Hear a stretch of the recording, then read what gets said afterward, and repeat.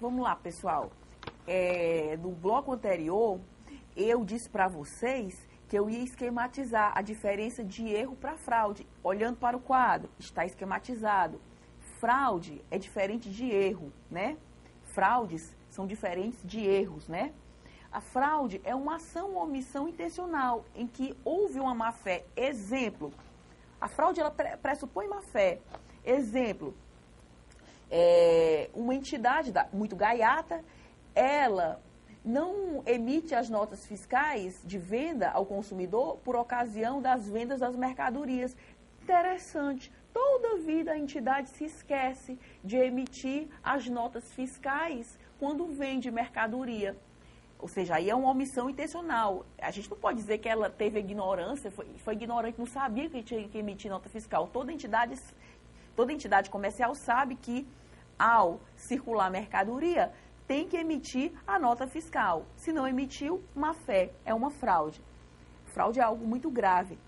Já o erro, a pessoa agiu, mas não agiu com má-fé, ela foi ignorante.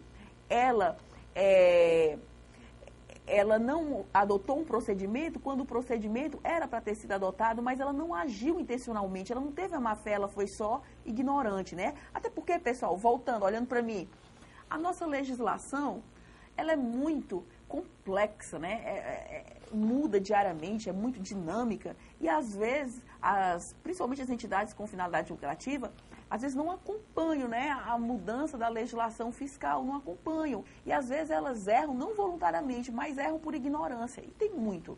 O auditor, ele não pode chegar numa entidade, achar que vai abafar, encontrar todo tipo de erro ou fraude. Não. Ele tem que ser imparcial, ele tem que ser impessoal. Agora, caso ele é muito interessante essa temática, sabe por quê? Porque quando ele planeja a auditoria, eu já falei para vocês que antes dele começar a desenvolver os exames de auditoria, ele tem que se planejar. O que fazer, como fazer, quando fazer, por que fazer, ele tem que se planejar. Então, por ocasião do planejamento da auditoria, ele já tem que o quê? Ele já tem que se planejar para, caso ele detecte erro ou fraude, o que fazer? Quais os procedimentos técnicos a adotar? O que fazer? Isso é uma coisa. Outra coisa é ele já chegar na empresa, na entidade, achando que vai abafar, que vai fazer uma verdadeira devassa. Não, não é o papel do auditor. Para frente, vamos resolver a nossa terceira questão de hoje. A materialidade é uma das variáveis básicas utilizadas em todas as fases do processo de planificação dos trabalhos de controle interno de uma unidade orçamentária. Ele já está aqui na temática da materialidade do contexto do setor público. Ela pode ser definida como? O que essa criatura quer? O conceito de materialidade.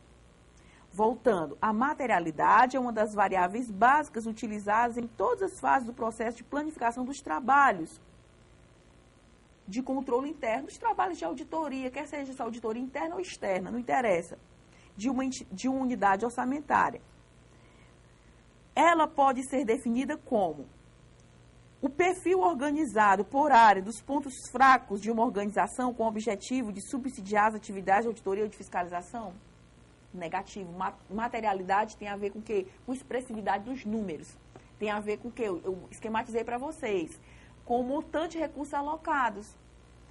Ou seja, o auditor deve se ater ao que seja material, que seja significativo. Não dá tempo. Não rola perder tempo com besteira, não rola. Falsa, letra A. Letra B. O quadro de situações críticas efetivas ou potenciais a auditar ou fiscalizar, negativo, não tem nada a ver com alocação de recursos, com montantes com valores significativos alocados. Não tem nada a ver, falso. Materialidade tem a ver com a condição imprópria por ilegalidade, por ineficácia ou por ineficiência de uma situação gerencial específica da unidade orçamentária, chongas avessa, que desfocou total. D. Tem a ver com um montante de recursos orçamentários ou financeiros alocados em um específico ponto de controle, objeto dos exames de auditoria ou fiscalização. Verdadeiro. Ana Paula, eu observo nas questões que o tempo todo ele está falando auditoria ou fiscalização. Você vai fazer uma diferenciação disso para a gente daqui a pouco. Daqui a pouco começa a falar já propriamente da auditoria do setor público. Aí a gente vai entender que procedimento de fiscalização, na verdade, é um gênero. Dentro desse gênero, a gente tem várias espécies. Tem as auditorias, tem as inspeções. Daqui a pouco eu explico isso para vocês, tá certo? Então, olha só. A letra D é perfeita. A materialidade é o quê? Vou ler o cabeçalho e puxar direto a letra D, para a gente já fotografar. A materialidade é uma das variáveis básicas utilizadas em todas as fases do processo de planificação dos trabalhos de controle interno de uma unidade orçamentária. Ela pode ser definida como o montante de recursos orçamentários ou financeiros alocados em um específico ponto de controle, objeto dos exames de auditoria ou fiscalização. Ou seja, materialidade tem a ver com o quê? Com expressividade dos números. Eu acho que eu ainda posso resumir melhor materialidade em quê? Em expressividade dos números. Olha a letra E como é louca. Não é aderência normativa e os riscos potenciais a que estão sujeitos os recursos utilizados pela entidade, nada a ver, desfocou total, não tem nada a ver com materialidade. Ana Paula, fala devagar de novo, porque eu gostei do que você falou. Olha só, materialidade tem a ver com o quê? Com expressividade dos números estudados. Expressividade dos números examinados, sejam eles quais forem. Próxima questão. Papéis de... Aqui a gente observa que essa questão vai ter um monte de sentença, né? Um monte de sentença. E aí a gente vai dizer o que é verdadeiro e o que é falso. Papéis de trabalho são documentos que fundamentam as informações obtidas nos trabalhos de auditoria e fiscalização governamental efetuados pelo sistema de controle interno. Verdadeiro ou falso? Pessoal, esqueça nesse momento controle interno, controle externo. Já deu uma noção para vocês, uma noção muito fraca, mas a gente vai aprofundar. Mas olha só, papel de trabalho é para quê? É para documentar informações? Verdadeiro ou falso? Verdadeiro. O item 1, verdadeiro. Eu vou ler novamente para a gente fotografar. O que é que o examinador entende por correto na auditoria governamental? Papéis de trabalho são documentos que fundamentam as informações obtidas nos trabalhos de auditoria e fiscalização governamental efetuados pelo sistema de controle interno. Verdadeiro. Ana Paula vai ter papel de trabalho na auditoria promovida pelos órgãos de controle externo? Verdadeiríssimo também. Verdadeiro, item 1. Os arquivos correntes de papéis de trabalho devem conter assuntos que forem de interesse para consulta, sempre que se quiserem dados sobre o sistema, área ou unidade objetivo de controle. Falso. Falso. Eu vou já esquematizar isso para vocês. Os papéis de trabalho, pessoal, a doutrina ressalta que os papéis de trabalho, eles podem ser de duas formas. Os papéis de trabalho podem ser correntes, como podem ser permanentes. O que são papéis de trabalho? O que são papéis de trabalho correntes? Papéis de trabalho correntes são aqueles que se renovam a cada auditoria. Ana Paula, dá um velho exemplo, porque com um velho exemplo a gente entende. Voltando, papéis de trabalho correntes são papéis de trabalho que se renovam a cada auditoria. A cada auditoria você vai ter que recompô-los. Exemplo, conciliação bancária. Conciliação bancária, a cada auditoria você vai ter que refazer. O saldo da conta bancos não muda? Muda. O saldo da conta bancos é algo dinâmico. Então, a cada auditoria você vai ter que o quê? Refazer, vai ter que recompor as conciliações dos períodos subsequentes, né? Então, olha só, conciliação bancária é um papel de trabalho corrente, porque a cada auditoria esse saldo vai ter que ser reexaminado. Já os papéis de trabalho permanente são aqueles que não necessariamente você vai ter que recompô-los a cada auditoria. Exemplo de papel de trabalho permanente no âmbito do setor público. Nós sabemos, por exemplo, vocês sabem melhor do que eu, lá no direito administrativo, que as autarquias, elas são criadas por lei.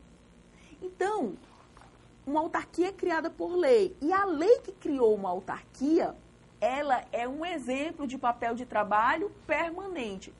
Ou seja, se a lei não modificar, aquele papel de trabalho, ele não precisa ser, imprime de novo a lei, para quê? Se o auditor já tem a lei.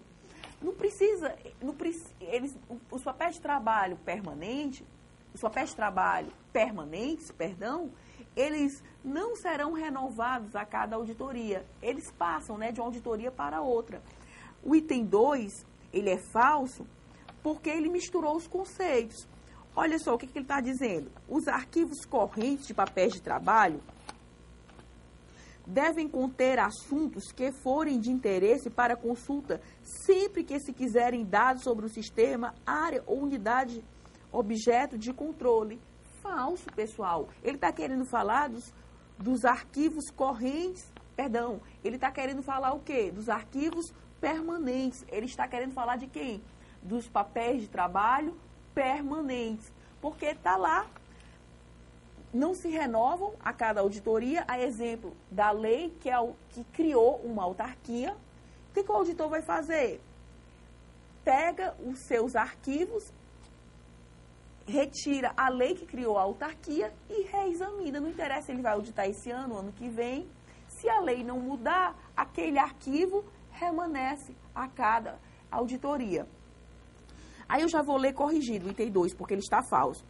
Eu já vou ler corrigindo. Os arquivos permanentes de papéis de trabalho devem conter assuntos que forem de interesse para consulta sempre que se quiserem dados sobre o sistema, área ou unidade objeto de controle. Era para ter sido escrito desse jeito. Como não foi, o item 2 está falso.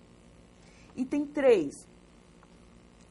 Os arquivos permanentes de papéis de trabalho devem conter o programa de auditoria e fiscalização, o registro dos exames feitos e as conclusões resultantes desses trabalhos. Pessoal, isso é modificado a cada auditoria?